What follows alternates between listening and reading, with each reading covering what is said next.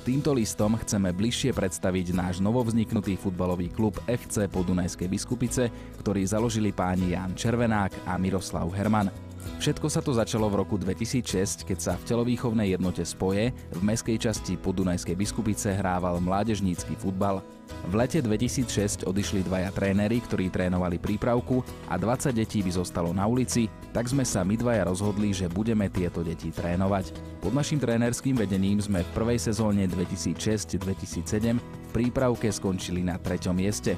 V ďalšej sezóne 2007-2008 nám však už niektorí chlapci prišli do veku, keď museli prípravku opustiť a prejsť o kategóriu vyššie, mladší žiaci.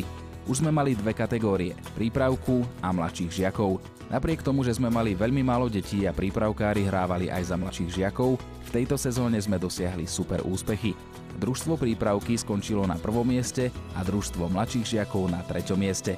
Po týchto našich úspechoch však prišlo obrovské sklamanie, lebo majiteľ štadióna TS Spoje, firma T-Com, sa rozhodol, že športový areál definitívne predá.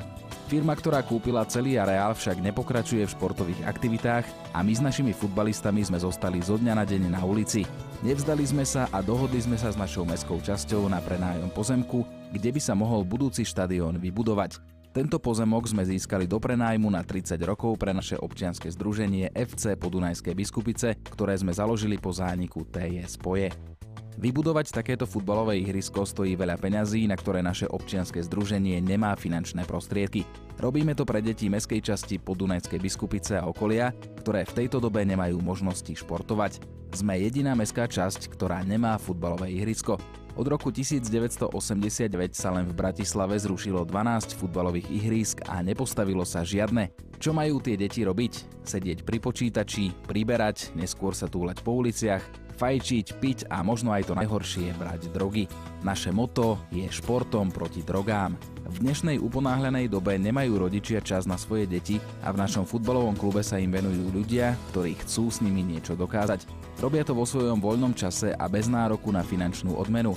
Deti sa učia vo futbalovom klube disciplíne, kamarátstvu a hre fair play.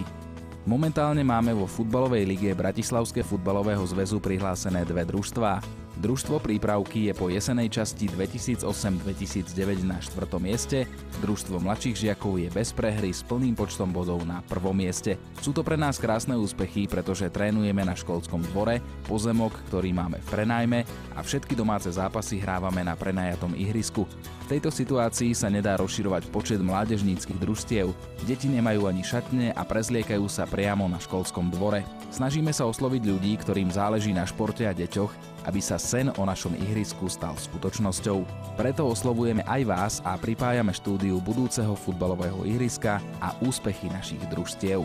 Prosíme vás, aby ste v rámci svojich možností podporili tento náš projekt. V prípade záujmu sme ochotní sa kedykoľvek s vami stretnúť. Ďakujeme.